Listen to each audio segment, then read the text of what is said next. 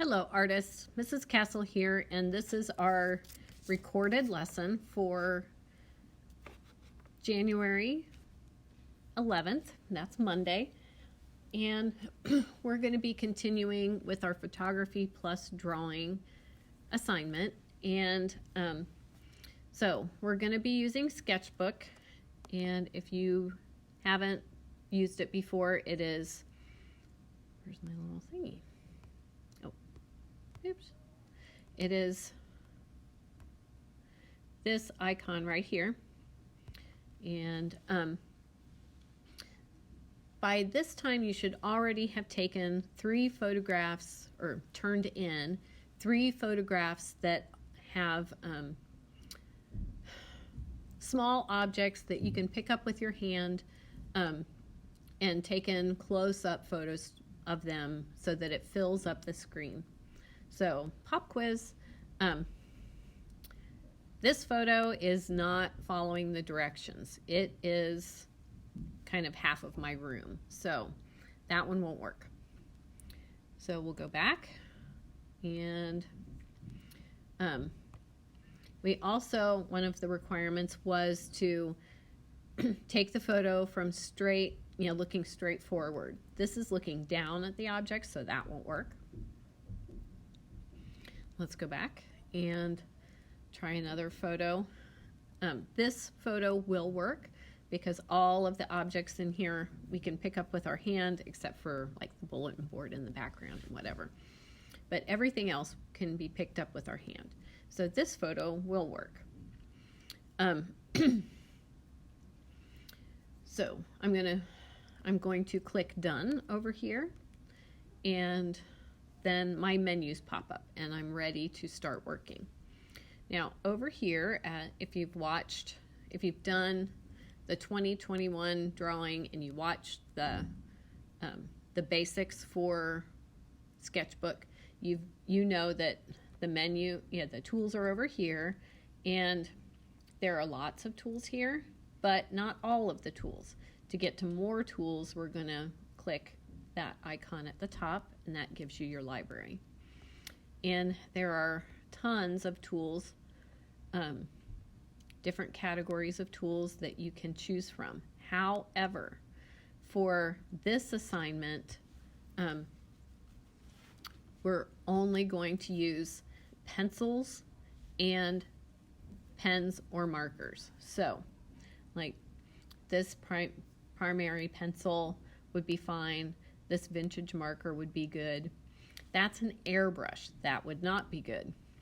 A technical pen would be good, except anything you color in with that is going to take a long time because the tip is very small and it doesn't get very big. Like that marker, none of the brushes, that pencil would be good. Most of the tools in this category would be fine. Pencil, marker, a chisel tip pen, ballpoint pen, the inking pen would be okay. Some people have a hard time shading in with it and drawing things because of the way the tip goes, or it depending on which direction you draw with it. Well, that's not so bad. Okay, I stand corrected. So that might be a good one to choose. Any of these markers would be good. Most of the traditional tools would be fine. You'll need an eraser at some point. That would be good. That would be good, but it's very small, and that mark.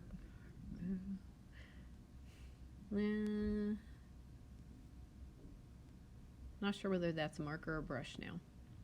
Not sure. But any of these blue pencils would be good, and that one would be good. Don't use anything that's a pencil or a marker, fine, but nothing else. I'm going to try a tool that I haven't tried yet. We'll try that one. And okay, so it seems like I'm ready to draw. And now what to draw? You can add anything that you want to your photograph, whether it makes sense or doesn't make sense. One of the things, picking colors. I forgot to tell you about that. Now, there are lots of colors here, lots of blues, and I'm going to start with that blue, but there are way more colors that you have access to. If I click the circle at the top, I have this color picker, and I can steer around and pick just about any color under the sun, and I can make it bright, more pure by going to that corner, very grayed or muted, if grayed and muted. If I go to that corner, I can make it lighter by going up, and I can make it darker by going down, or I can pick like what seems to be exactly in the middle. I want mine a little bit more intensely colored. Okay, so what I'm going to do is add a waterfall coming down from, I forgot to show you a couple of things. First thing is there's a slider here, and it's going to make our tool bigger or smaller. You can see the size of the tool over in this area. You can see it getting bigger and smaller. I want it kind of on the big side.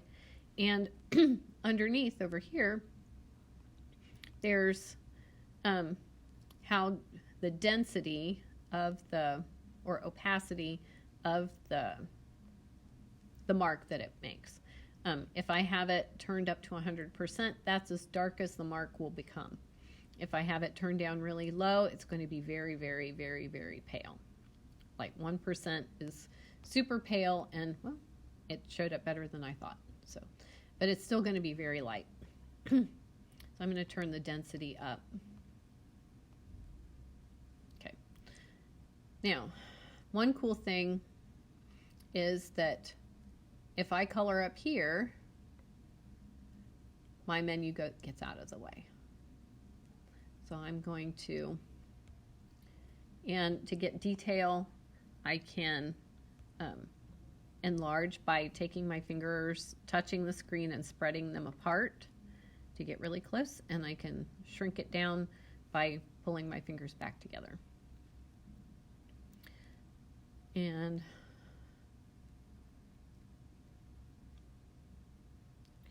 okay, now,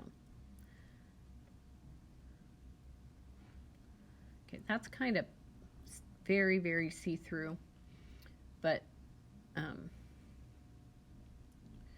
I'm going to draw where I want my water to go,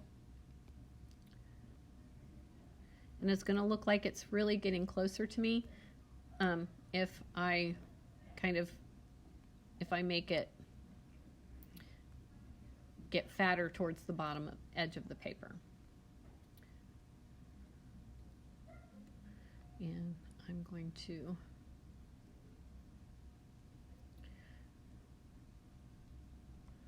fill that in some more. It's about as big as it's going to get. And oops, that's, holy cow. I'm going to get some gray, and I'm going to choose a different tool. Where's that pencil I used earlier that I really liked? Okay, that one. I'm going to put some rocks in the stream. It's coming from the waterfall. Ooh, one thing I thought of just now. I'm going to choose a very pale gray, and I'm going to make some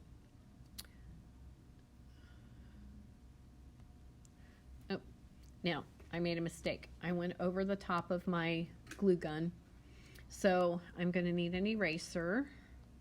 and I'm going to erase. Oops, that's kind of big, so I'm going to make it much smaller. Oh, but what's happening to my glue gun? I'm erasing my glue gun too. So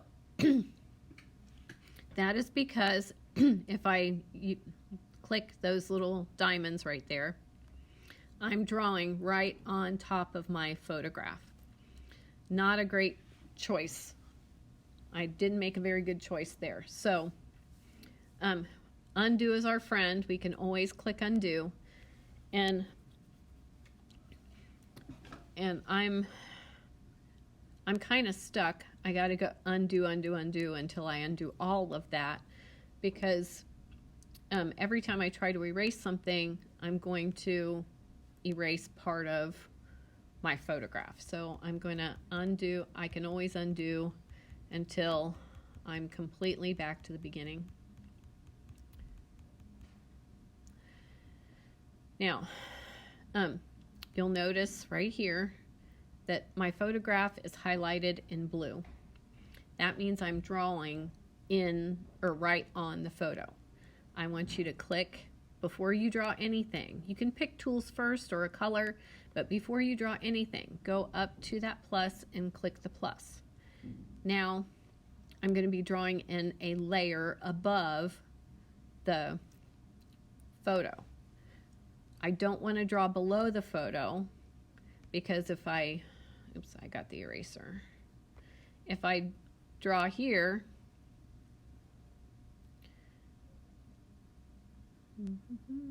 oh, yeah, if I draw in this layer, what color do I have? Oh, I've got white anyway. So if I draw in that layer,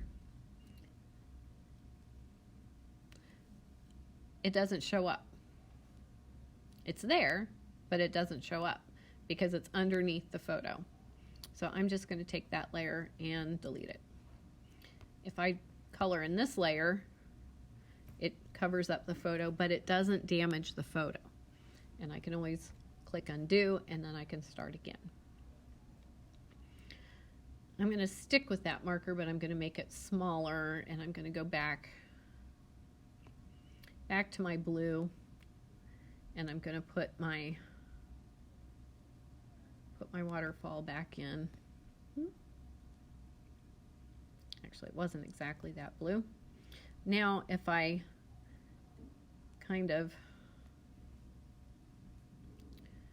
go over my glue gun anywhere where I don't want it to be,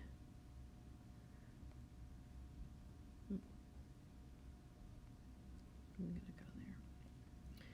Or if I cover up anything that I don't really want to, want my drawing to cover up, I can go back and I can erase.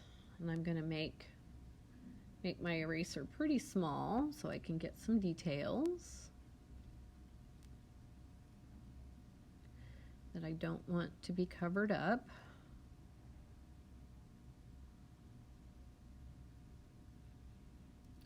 And then my glue gun's going to look like it's in front of the water, or above the water, or whatever. And some of it can be underneath the water, but I didn't want it all underneath the water. And if I want part of that tack to show up, or to look like it's sticking out of the water, I can erase on top of that. What is that thing in the water? And I'm going to erase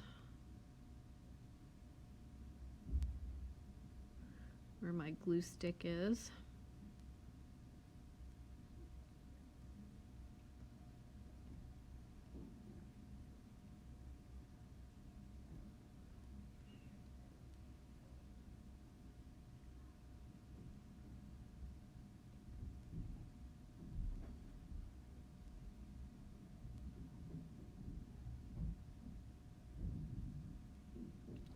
I can make that a little bit bigger so it erases a little bit more, but that's the idea. Your drawing can be very realistic, where you add things that make sense, or you can draw things that don't make sense, like the waterfall and the river running across the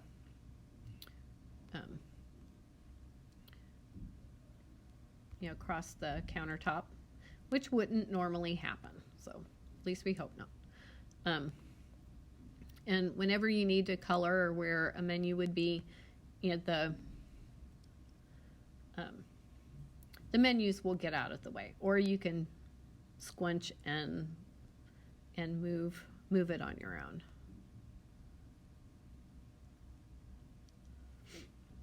Okay, so that is the general idea. And oops, I've got to erase that part. This assignment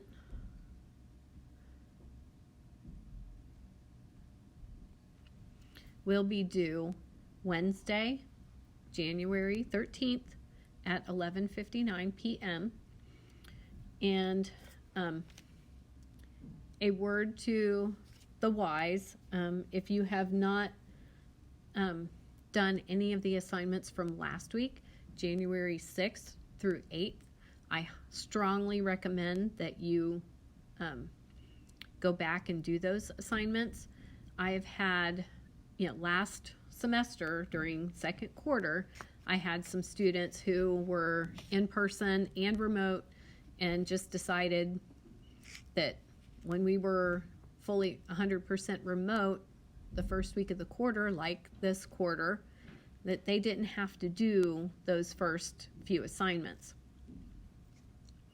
Well, that came around to bite them in the end, because those assignments were, point-wise, were really important. And the assignments that I gave you, on January 6th, January 7th, and January 8th, those are pretty important too. Things about how my class runs, and things to get ready for our assignment today. So take the opportunity while you have it to go back and do those assignments. January 6th assignments were due at 11:59 on the 7th. The assignments from the 7th were due at 11:59 on Friday, the 8th. And I think both assignments, one assignment I gave you until Monday, today, to do, and the other one from Friday I wanted you to have done Sunday night, so it would be ready to start this part of the assignment today. So, the full credit part of that is it's gone, but even 70% of your grade from any of those assignments will help you at the end of the quarter. Once my assignments or modules close, they are closed. They tend to not reopen. So the assignments from Wednesday the 6th will close on Thursday this week, the 14th. The assignments from the 7th will close on the 15th, and the assignments from Friday will close next Monday, the 18th, I think. I think that's right. Whatever next Monday is, they will close that day. And they won't reopen. So take advantage of the time that you have now and do what you need to do. That's it for our lesson today. I will be available every day after school from 2 to 3 o'clock for questions. I'll have a Google Meet open, and you are welcome to come ask questions or have me look at your assignments before you turn them in. The only day that's different is Thursday, and those hours are only until 2:30 because we usually have staff meetings on Thursday at 2:30. So that's all I have for you today, and I can't wait to see what you guys do with your photographs, and I'll talk